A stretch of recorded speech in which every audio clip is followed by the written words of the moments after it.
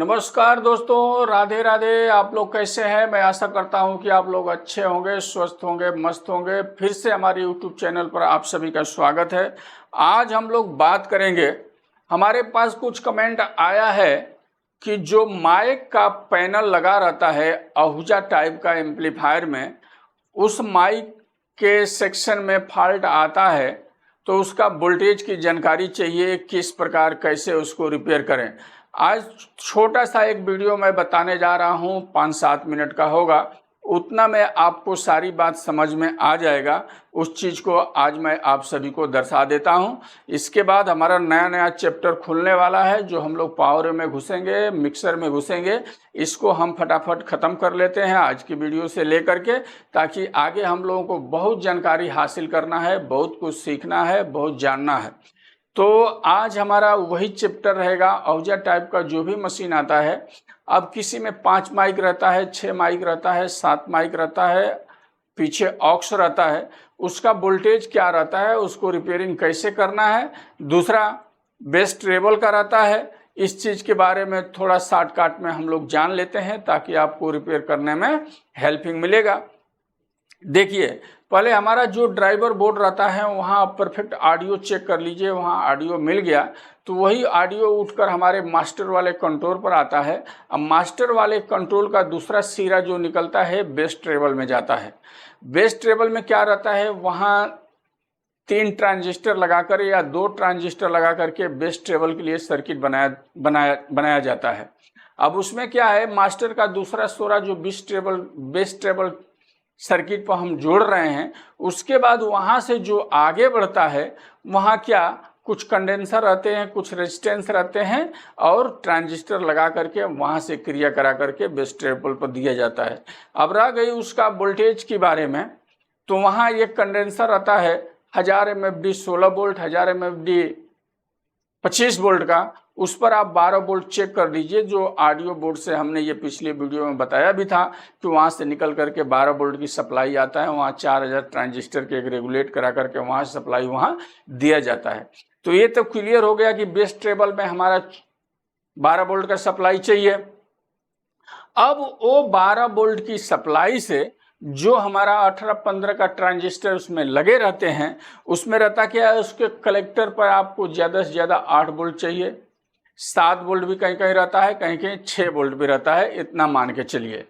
ये कलेक्टर का voltage 8 volt के नीचे है तो अच्छा है, और ये वोल्टेज यदि कलेक्टर पर 12 वोल्ट भी आ जाता है तो समझिए कि वो गड़बड़ी है। वो गड़बड़ी कहाँ से होता है, उस ट्रांजिस्टर के इमिटर वाला रेजिस्टेंस कटा रहता है, नहीं तो बेस वाला कटा रहता है, नहीं ट्रांजिस्टर खराब रहता है, ओपन हो जाता है, कुछ ना कुछ रहेगा। इतना आप लोग चेक कर लीजिएगा।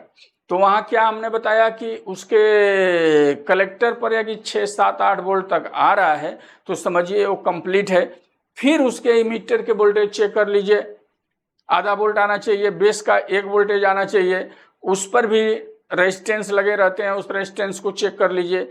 इसी क्रिया में दूसरा तीसरा ट्रांजिस्टर भी चेक कर लीजिए, यही वहाँ फॉल्ट रहता है। उसके बाद हम आ जाते हैं माइक वाला पैनल पर।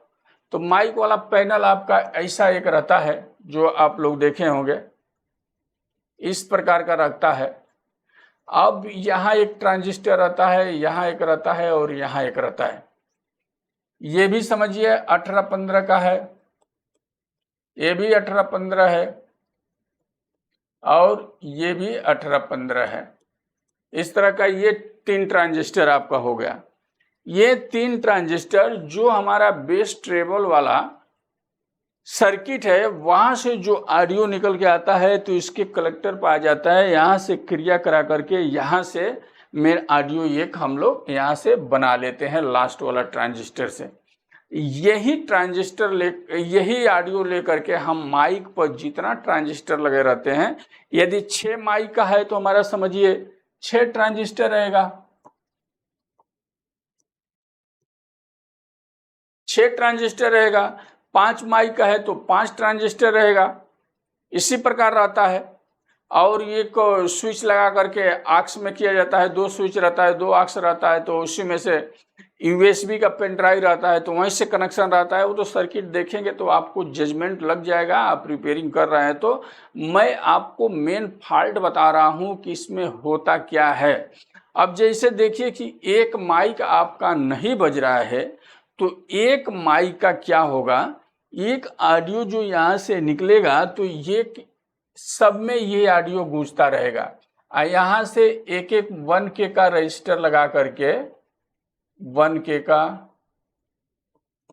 का रजिस्टर लगा करके इस ट्रांजिस्टर को हम दे देते हैं ऐसे करके, ठीक है। कभी कहीं कहीं 2K का भी रजिस्टर आता है, तो ये जब दे देते हैं इसके कलेक्टर पर और यहाँ से सप्लाई भी हम देते हैं, इसको फिर क्रिया कराने वाला वोल्टेज देते हैं, तो यहाँ से कार्यक्रम जब इसका चालू हो जाता है तो इसका क्या रहता है, इसके बेस से जो ऑडियो हमारा निकल के आता है वो एक कंडेंसर यहाँ हम लगा देते हैं 1 MFD 63 वोल्ट का, और यही कनेक्शन हमारा माइक के सॉकेट पर चला जाता है। इसी तरह का क्रिया रहता है। तो इस पोजीशन में आपको देखिए कि हमारा कौन सा माइक नहीं काम कर रहा है तो उसका कनेक्शन पकड़ के सर जी आप वहां तक पहुंचिए। जब वहां तक आप पहुंचेंगे तो आपको लगेगा कि वहां क्या क्या लगा है, तो इसका भी वोल्टेज का क्रिया वही है। समझ गए? ये इमिटर वाला पिन क्या रहता है, हमारा 4K7 का रेजिस्टेंस लगा करके इसको क्या करते हैं, हम ग्राउंड कर देते हैं। बेस पे 220K का रजिस्टर लगा करके सप्लाई दे देते हैं। इसके बेस पे ये बेस वाला पिन है, और कलेक्टर पर हमने बताया ही 6 से 7 वोल्ट दे देते हैं, जिसे 6 वोल्ट हमने लिख दिया। यही क्रिया है, इसी में ये ट्रांजिस्टर काम करना चालू कर देता है। अब समझिए इस माइक का ये काम नहीं कर रहा है तो हमारा यही कुछ फॉल्ट है। ये तो यहाँ हमारा जब ये ऑडियो क्लियर हो गया ये 3 ट्रांजिस्टर से, और इस पर नहीं बज रहा है तो इतना ही दूर में फॉल्ट है। इसको ढूंढने में कितना समय लगेगा, ये तो ट्रांजिस्टर खराब है, मीटर से चेक कर लीजिए मालूम गिर जाएगा। तो इसको बदल दीजिए, नहीं तो कलेक्टर का वोल्टेज चेक कीजिए, मीटर का कीजिए, बेस का कीजिए। बीच में एक कंडेंसर लगा है वो भी कहीं कहीं फॉल्ट हो जाता है, ओपन हो जाता है, तभी भी ऑडियो पास नहीं करता है। तो वहाँ दूसरा कंडेंसर लगा करके चेक कर लीजिए, आपका आवाज वहाँ क्लियर हो जाएगा। इसी तरह हर माइक का कनेक्शन रहता है, बाकी कुछ भी नहीं रहता है। ये जो ऑडियो गूंज रहा है यहाँ भी दे दिया कंट्रोल द्वारा लेकर के, यहाँ भी सबका कंट्रोल अलग अलग रहता है। आपको वहाँ चेक करना भी आसान है, जिस कंट्रोल से जाता है उस कंट्रोल से वायरिंग पकड़ के जाइए, सर्किट के प्रिंट पकड़ के जाइए, आपको मिल जाएगा। इसी तरह उस पैनल बोर्ड में सारा रहता है। दूसरा बात, इस पैनल बोर्ड में वोल्टेज कितना आता है इसको भी आप जान लीजिए कि ये दुख दर्द आज खत्म हो जाए। इस पैनल बोर्ड में वोल्टेज कितना आता है, 470 MFD का कंडेंसर रहता है, जिसमें 470 MFD का कंडेंसर लगा रहता है। मैं आपको ये चीज़ बता देता हूँ कि आपको आसान हो जाएगा। देखिए मैं ये कंडेंसर यहाँ बना दिया, 470 MFD 25 वोल्ट का रहता है, ठीक। ये देख लिए। यहाँ पहले आप वोल्टेज चेक कर लीजिए। ऐसा 2 कंडेंसर वहाँ लगे रहते हैं। यहाँ वोल्टेज 12 वोल्ट आएगा। यही 12 वोल्ट वोल्टेज को यहाँ जगह जगह पर जितना हमको चाहिए वहाँ देते हैं। जैसे बेस टेबल में हमने बताया कि 12 वोल्ट आता है, वही 12 वोल्ट वहाँ से 1K का एक रजिस्टर लगा के दे दिया जाता है। थोड़ा 12 वोल्ट से कम हो जाता है। 11 वोल्ट भी आता है तो कोई दिक्कत नहीं है, 10 वोल्ट भी आता है तो कोई दिक्कत नहीं है, उतना ये काम करता है। उसके लिए टेंशन नहीं लेना है कि 2 वोल्ट 1 वोल्ट आगे पीछे है तो क्या दिक्कत है, वो काम करेगा, उसका एकदम बिंदास आप रहिए, ठीक है। तो ये वोल्टेज आपको मालूम गिर गया कि 470 MFD 25 वोल्ट का वहाँ कंडेंसर हमारा लगा रहता है। इस चीज को कंफर्म हो गया। यहाँ आपको 12 वोल्ट से 11 वोल्ट तक वोल्टेज चेक कर लेना है, यही वोल्टेज वहाँ देना है। दूसरा नंबर बात, कभी कभी आपका लाइन वाला बजेगा और इधर का नहीं बजेगा तो इधर वोल्टेज यहाँ ड्रॉप हो जाता है, कभी कभी ट्रांजिस्टर शॉर्ट हो जाता है और बहुत बार मिला है, बहुत शॉर्ट होता है। वहाँ पहले वोल्टेज चेक कीजिए, नहीं आ रहा है तो कंडेंसर को एक बार चेक कर लीजिए, शॉर्टिंग है का, शॉर्टिंग है तो कंडेंसर वहीं डालिए, चालू हो जाता है।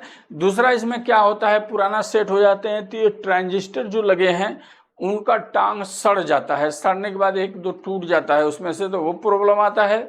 दूसरा कभी कभी ये जो 220 के का जो रजिस्टर लगा रहता है इसके बेस पे वो भी कट जाता है, तो वहाँ क्या होता है, वो कट जाता है तो आपको बजेगा लेकिन आवाज़ कम हो जाएगा, आवाज़ बिगड़ जाएगा, आवाज़ फटने लगा, उस तरफ का आवाज़ आएगा, तो ये भी समझ लीजिए। नहीं तो सोरा बहुत आवाज़ वहाँ दे देता है, तो वहाँ वो कटता है। दूसरा इमीटर का वोल्टेज नहीं आएगा तभी प्रॉब्लम देता है। यही रहता है पैनल में और इसके अलावा कुछ भी नहीं रहता है। तो ड्राइवर बोर्ड के बारे में हमने आप लोगों को बहुत सारी चीज़ें बता दी, कई वीडियो में लेकर के मैं चल रहा हूँ। बेस ट्रेबल भी आपका क्लियर हो गया और ये पैनल बोर्ड भी क्लियर हो गया। रह गई बात प्रैक्टिकल वाला, तो जैसे जिस प्रकार का मेरे पास फॉल्ट आता है, जैसा आ गया रिपेयरिंग वैसा मैं दिखाता हूँ, वहाँ से आप लोग देख ही जाते हैं। बल्कि ये भी जानकारी आप लोगों को रखना है और प्रैक्टिकल भी रखना है। धीरे धीरे आप लोग करते जाइए, आगे बढ़ते जाइए। और काम ही काम को सिखाता है, काम कभी बंद नहीं करना है। फॉल्ट फंसता है तो उससे जूझिए, लड़िए, हमारे कमेंट बॉक्स में कमेंट करके पूछिए, मैं वहाँ आप सभी को जवाब दूंगा, बताऊंगा। और उसको करते जाइए, क्योंकि एक बार जो आपको फॉल्ट मिल गया वैसा ही फॉल्ट दूसरे सेट में आता है तो आपको रिपेयरिंग करने में बहुत आसान हो जाएगा। यही धीरे धीरे जानकारी जुटाते जुटाते एक दिन बहुत बड़ा बॉस बन जाएंगे। ये मैं आप सभी को आश्वासन देता हूं कि आप लोग बहुत अच्छे कारीगर बनेंगे, बहुत जुझारू बनेंगे। लेकिन काम से घबराना नहीं है, उसको करते जाना है, करते जाना है, आगे बढ़ते जाना है। तो आज की वीडियो में इतना ही, फिर अगले वीडियो में हम लोग कुछ और लेकर के मिलेंगे। तब तक आप लोग मस्त रहिए, फिट रहिए, खुश रहिए। अगले वीडियो में मिलेंगे, तब तक के लिए नमस्कार, धन्यवाद।